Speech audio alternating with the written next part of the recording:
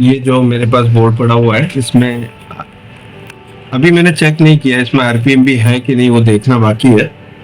Heat sink खोल लेते हैं पहले और फिर ईएमएमसी को रीड करते हैं। ठीक है, पहले पहले देख लेते हैं बोर्ड में। हमेशा कुछ भी करने जाओ ना कांड, तो हमेशा पहले बोर्ड को चेक कर लो।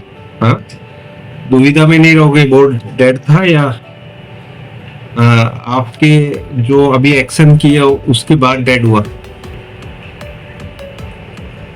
ये ओके है या नहीं कैसे पता चलेगा? पहले तो देखो येलो लाइट, अगर जो ऑन लाइट दिखेगी पहले, फिर रेड लाइट इंडिकेटर। ठीक है, येलो फिर रेड हुआ तो ये नॉर्मल है। तो सीधा येलो आता है इंडिकेटर तो ये एबनॉर्मल है। ठीक है, तो हम देख लेते हैं क्या है कंडीशन। देखो ये येलो लाइट है, रेड हो गई, तो ये नॉर्मल बोर्ड है। ठीक है, वर्किंग बोर्ड। इसमें कुछ भी हम कारनामा करने से पहले चालू करके देखते हैं। तो ये स्मार्ट टीवी सब कुछ आ रहा है, यूट्यूब भी चलता है इसमें, मतलब पूरी तरह से ये ओके बोर्ड है। इसमें कोई बीमारी नहीं है। ये आप लोगों की जो दुविधा है ना आरपीएमबी को लेकर, उसके लिए मैंने ये सेशन रखा है। इसमें यूट्यूब वगैरह सब काम कर रहा है। देखो यहाँ पे आ गया ना यूट्यूब, ये लिखा हुआ आ गया, मतलब यूट्यूब चल रहा है।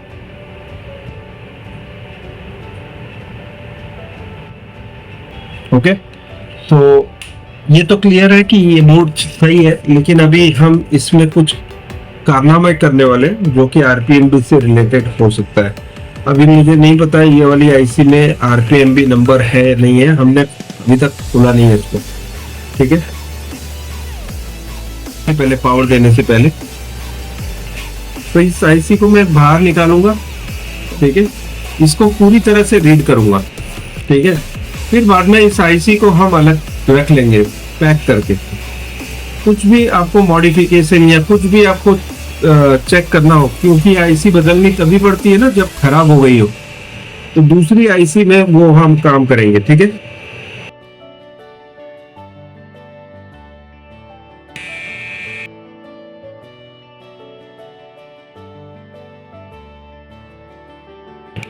चलो अभी यूएफआई बॉक्स ओपन करते हैं।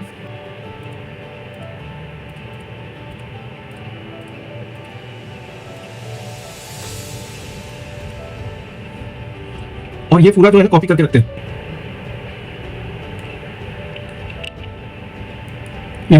ये डिस्क्रिप्शन है, ये कंप्लीट डिस्क्रिप्शन हम कॉपी करेंगे इसमें।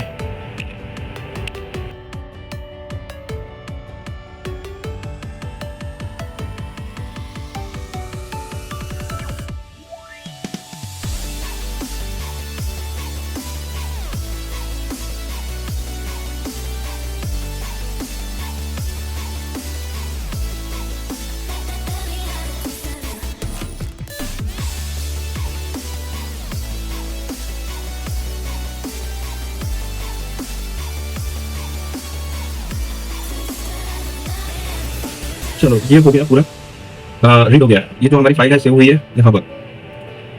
ठीक है, और इसकी यूजर एरिया जो हमने रीड किया 7.28 जीबी है, बूट 1 4 MB की है। ठीक है, और जो हमारा डिस्क्रिप्शन है वो क्या बोलता है, एक तो प्रोविजन काउंटर नंबर बता रहा है। ठीक है, 18 नंबर।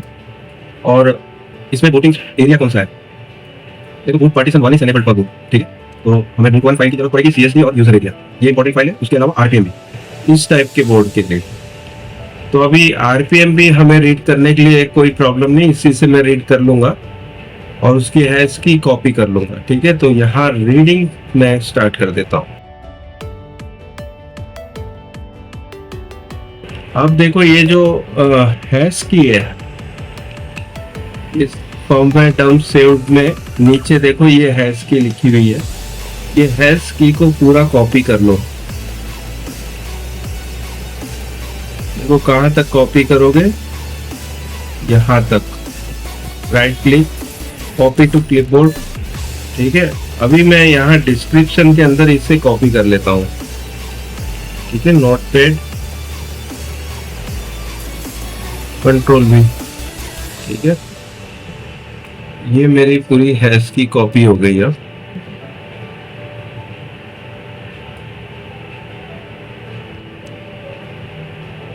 ओके, हैश की अब डिवाइस नेम भी कॉपी कर लो, ये वाला है, ये डिवाइस नेम है, कंट्रोल सी।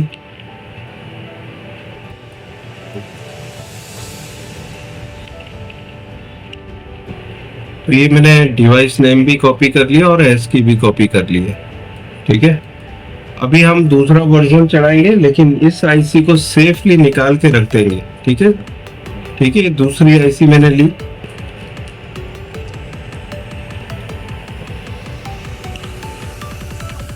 देखो आइडेंटिफाई ईएमएमसी कर रहा हूँ मैं अभी से ही, इसकी जो ऑथेंटिकेशन की है प्रोग्राम नहीं है, और हमारा जो ये वर्जन है इसके अंदर आरपीएमबी की का ऑप्शन नहीं दिया हुआ है। यहाँ पे की चाबी दिखती है, ठीक है, जिसमें चाबी दिख रही है उसी में आरपीएमबी प्रोग्रामिंग कर सकते हैं, लेकिन हमारा ये वर्जन में सपोर्ट नहीं हो रहा है इसका।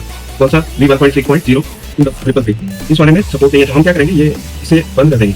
ठीक है, और दूसरा जो वर्जन है उसको अभी इंस्टॉल करेंगे। तो क्या करेंगे, डबल क्लिक, सेव भी वही करना है जो ऑलरेडी आपने सिक्योरिटी में एक फोल्डर बना के डिफेंडर को बताया था कि इसको स्कैनिंग में नहीं लेना है, उसी में सेव करना है इसको।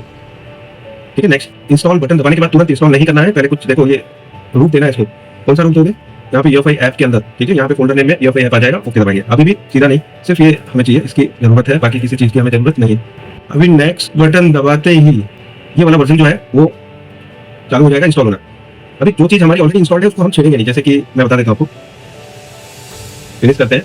अब ये देखो लिखा हुआ है कि रॉकी 200 ड्राइवर ऑलरेडी इंस्टॉल्ड है, यही चीज दोबारा इंस्टॉल हो गया, अपने नहीं करेंगे। ठीक है, do you want to remove, no, next, और लॉन्च UEFI EMMC टूल। अभी देखो क्या करना है, यहाँ चाबी का ऑप्शन आ गया है। ठीक है, आइडेंटिफाई EMMC कर लेते हैं पहले। इसमें हमें क्या करना है पहले बता देता हूँ मैं आपको। आरपीएमबी की जो लिखा हुआ है इसको प्रेस करना है, एंटर कस्टम की। उससे पहले मैं कहता हूँ कि आप स्पेशल टास्क में जाके इसको क्लीन कर लो। ये वो वाली आईसी है जो मेरी टेस्टिंग वाली है, ये वो आईसी नहीं है जिसमें ऑलरेडी आरपीएमबी नंबर था। जो इस बोर्ड में से निकली थी उसको हमने सेफली रखा है।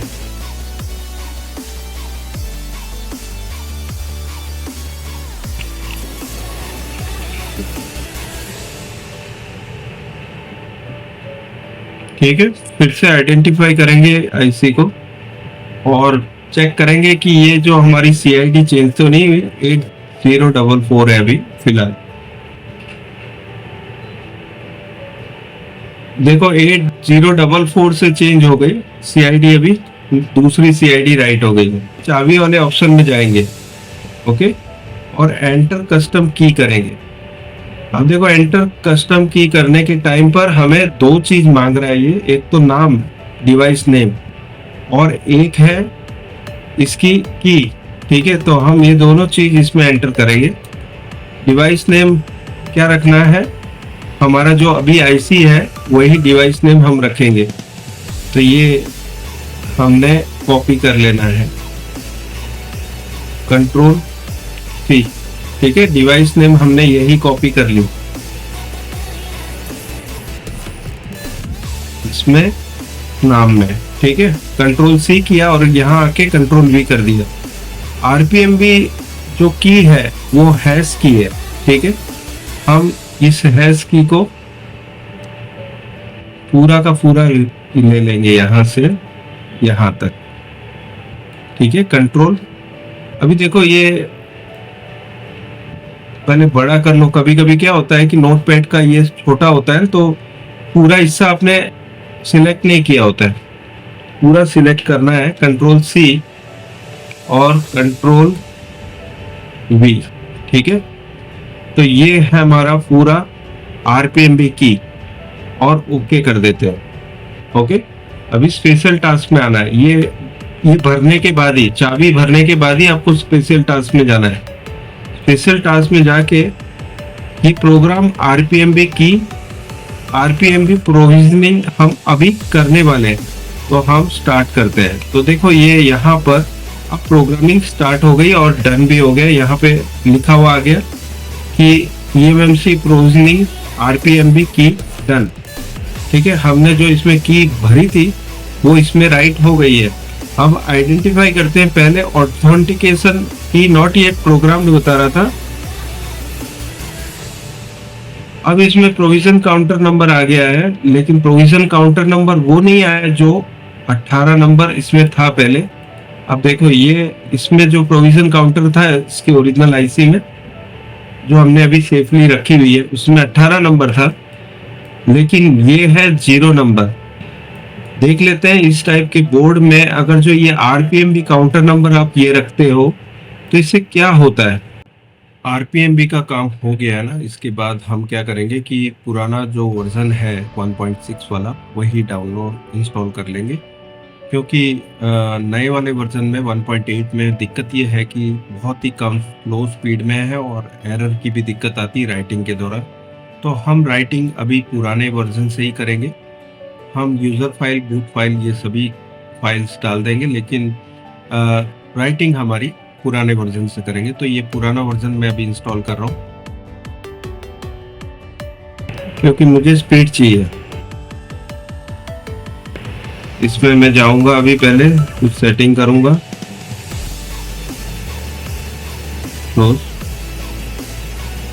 यहाँ पे 3.3, ये 3.3, ये 4 बिट, ठीक है। फिर आइडेंटिफाई ये उनसे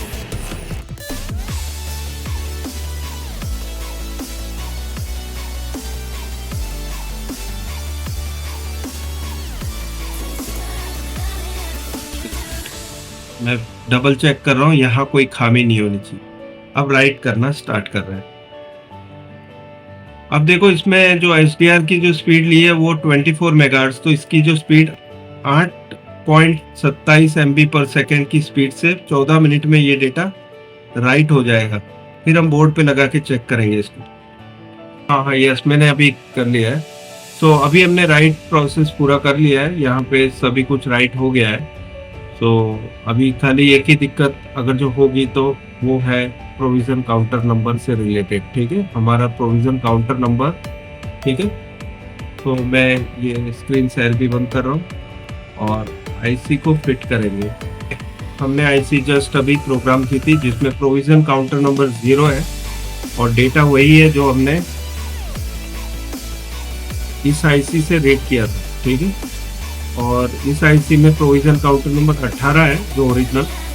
हमारी जो आईसी है उसमें प्रोविजन काउंटर नंबर 0 है, ठीक है। तो हम ये आईसी को अभी हमारे बोर्ड पे फिट करेंगे जिसमें 0 काउंटर नंबर।